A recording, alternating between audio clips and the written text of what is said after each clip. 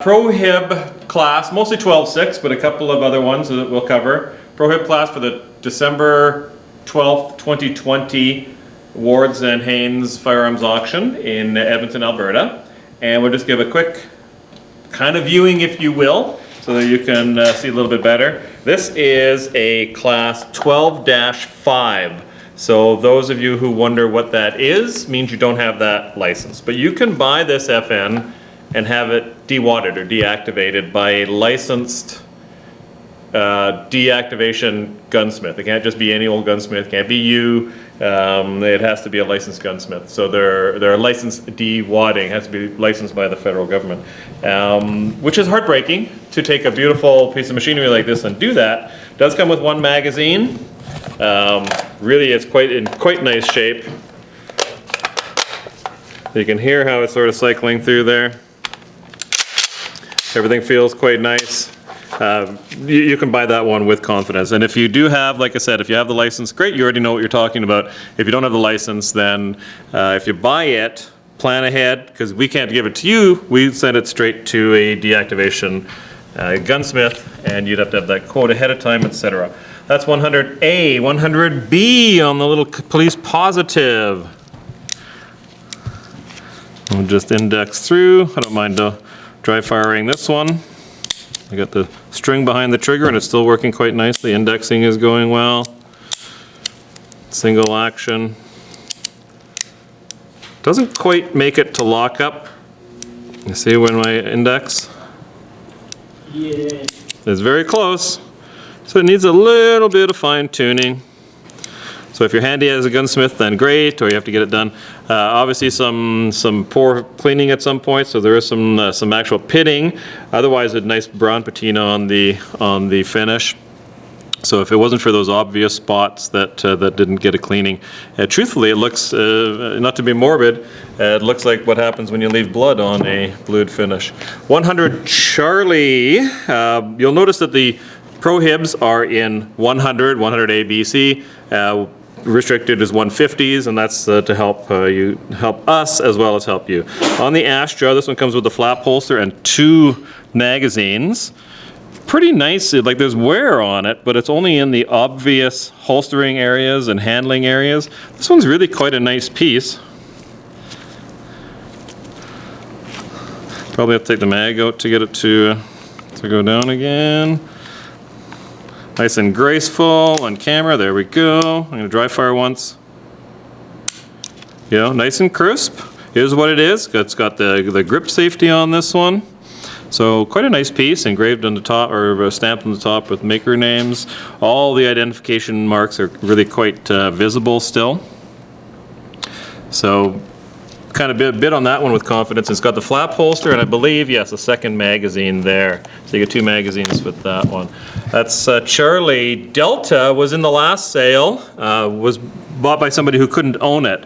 And that can be a risk when you are either A, buying from the US, because this cannot be imported into the US, or B, if you don't have a Prohib 12.6 license and you don't understand what that means.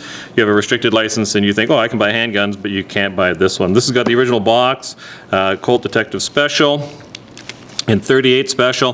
Very little wear on it. This was from the Mueller estate originally. A little bit of holster wear there. Maybe it was a carry gun, but it wasn't a lot of use. And mechanically, this thing is going to be like brand new. I already know because I've handled the Mueller firearms a lot over the summer. So I already know what this one's going to be like. It's a really nice piece. And that one has the original box. The next 2 are from that sale as well. The exact same person bought them. The next 2 are both King Cobras. No, I lie. This is a detective special. Oh, no, it's a King Cobra. It's got the wrong tag on it. I knew that. So we'll get that fixed and we'll check the catalog to see if that's done correctly. Stainless finish. You can see a little cylinder ring on it. A little bit, you know, just sort of a dirty trigger. Just it's a little gummy. That's all. So give it a good flush out. And so you can't even tell that actually on the video, I don't think. It's just ever so slightly sluggish, and I think it's just the fact that it needs to be cleaned.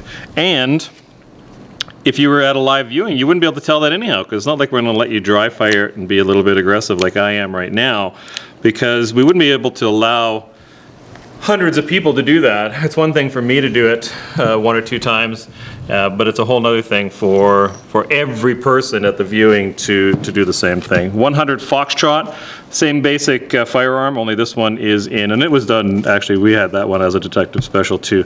It's a King Cobra, you can see my own writing has scratched that off.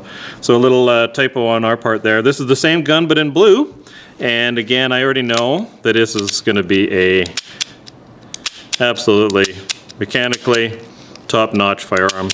Obviously before we fired up the camera, as per all of these videos, we give it another triple check to make sure that nothing's loaded, so they don't have to do every single piece as we come along in the video. 100 Hotel, and I don't remember which magazine, or I know actually where this came from. This is a throwback from the Millarm file, which is already a few years ago, and it's probably why there's no magazine for it, and there's a little bit more story coming up in another piece. Otherwise, the consigner of this, when they gave it to Millarm, said that it was original box with it, original magazine. I can already tell that it's got very low miles. This was clearly only carried to a little old lady on Sundays by a little old lady. That's got no miles on it. Mechanically, it's wonderful.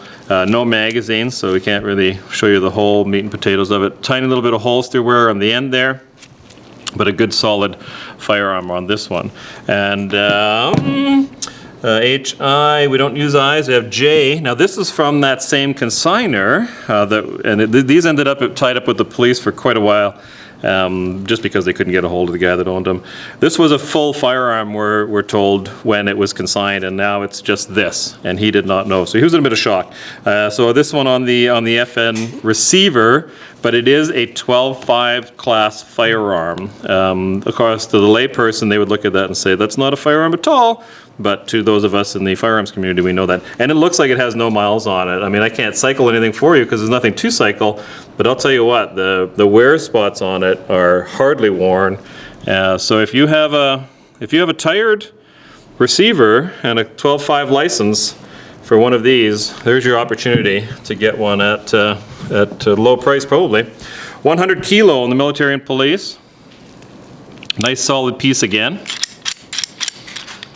Absolutely bid on that one with confidence. It does have some probably more storage use wear on it than use wear. When you get some marks on it like that, it's because it's been sort of tossed around in the vault a little bit and whatnot. So very nice, and no problems recommending that one at all. So that's the whole, 100 Golf. This is also in the 100 series. This is a sort of a knockoff on the gangster gun. Oh, well, this would be the World War II version. The Tommy gun. It is in 45 ACP, which is nice. It is still, though, a 12.5 on the tag. They're 12.5. So I did get an email, and I will reply to it about dewadding this one, which, yeah, again, if you don't have the license, you have to get it done. So I will send you the number that I have here in town is Ryan Risling.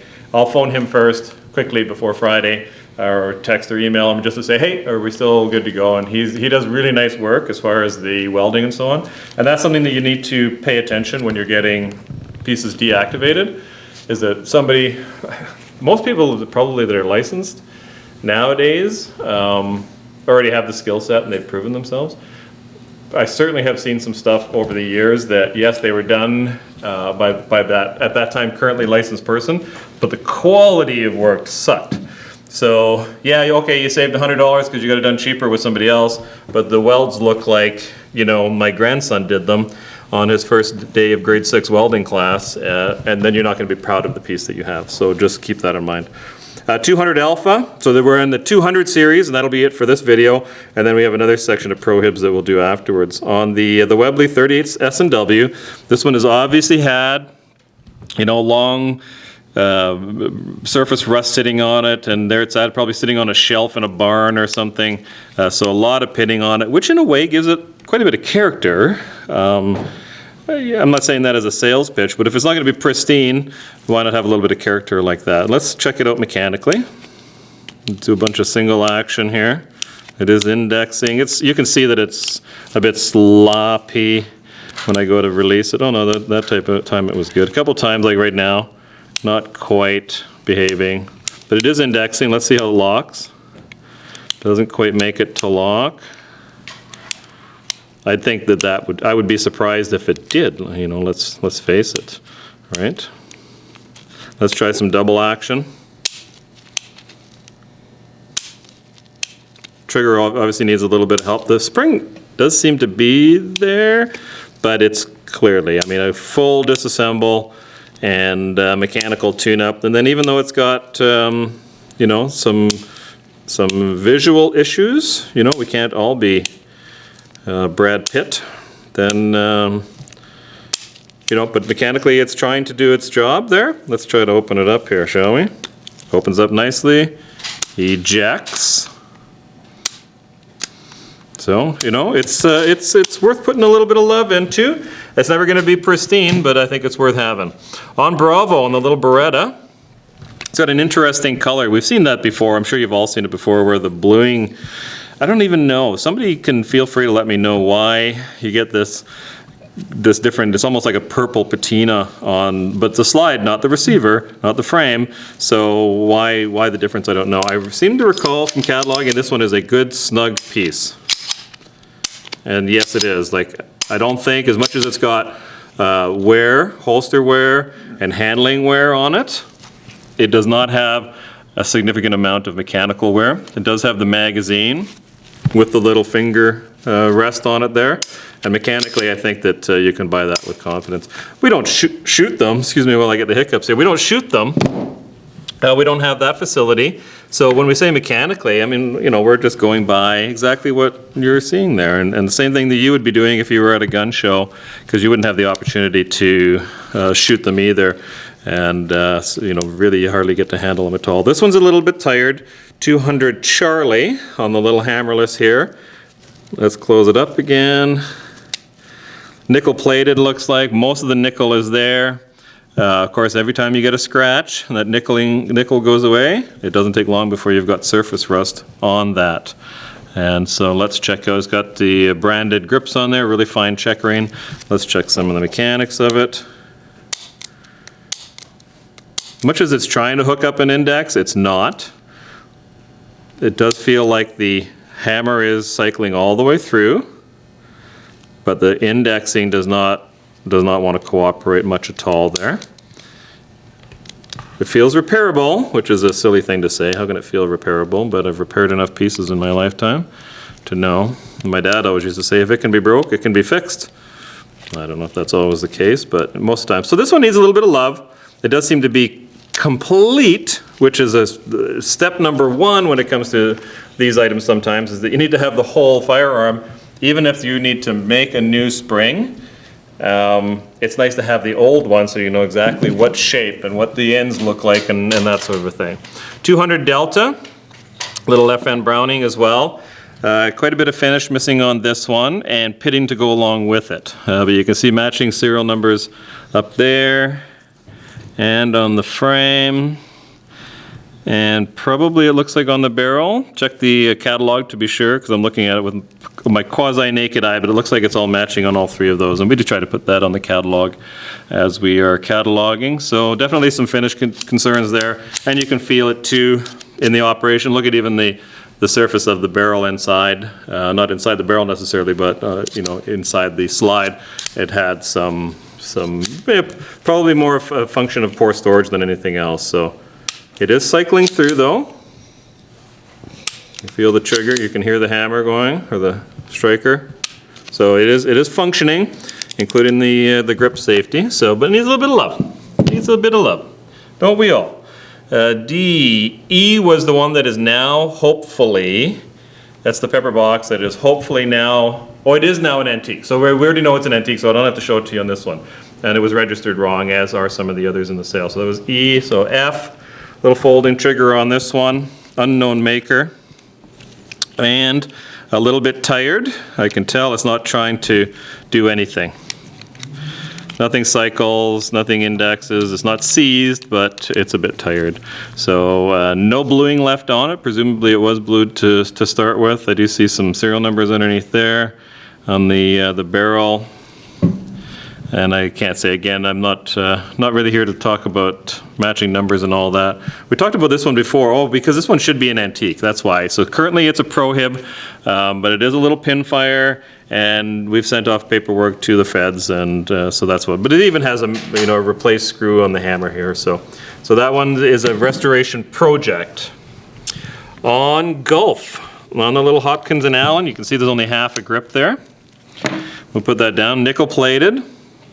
Needs a good cleaning. This needs a good bath when you get it home. It looks like most of the plating is there, because I think most of that is more like schmutz on top of the plating rather than anything else. So it needs a good cleaning. We'll check out some of the mechanics of it.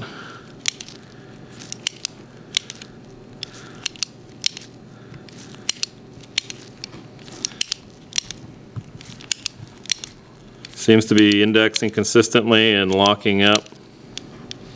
Let me try some triggers.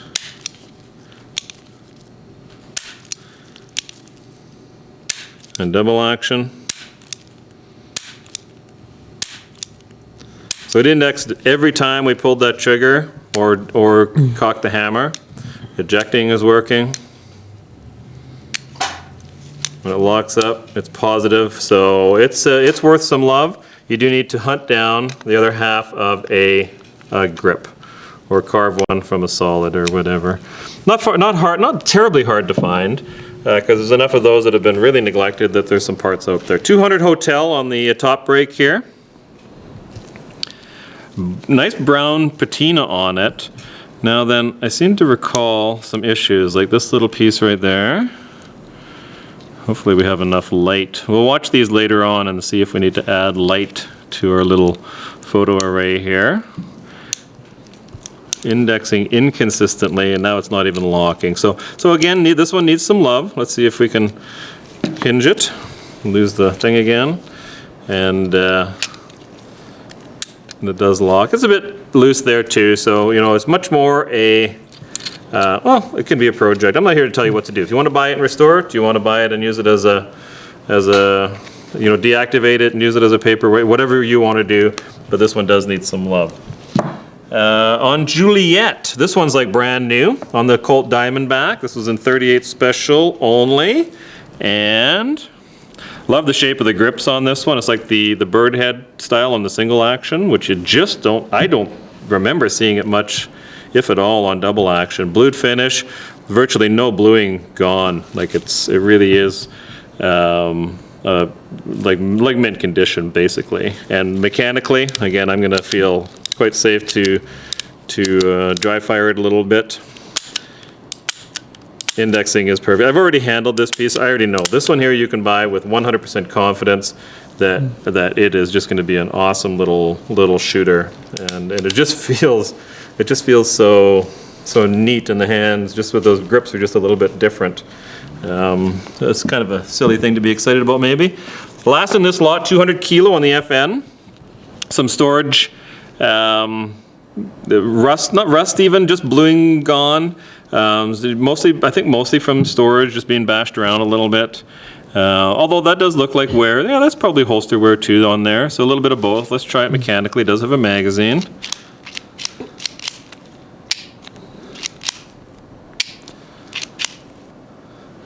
I would say it feels snug, but that time it did not, unless I didn't pull it back all the way. Maybe every now and again, because it feels good, but every now and again, that's twice where it didn't actually cock properly. I wouldn't bet my life on the fact that I didn't pull it back properly, but I thought I did.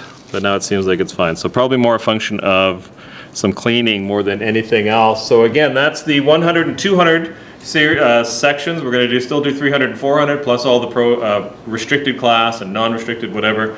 So again, wardsauctions.com. My name is Brad Ward. The phone number here is 780-451-4549. And thanks for watching, and we're going to keep updating the website right up until, like, really till the bidding starts. So thanks for watching.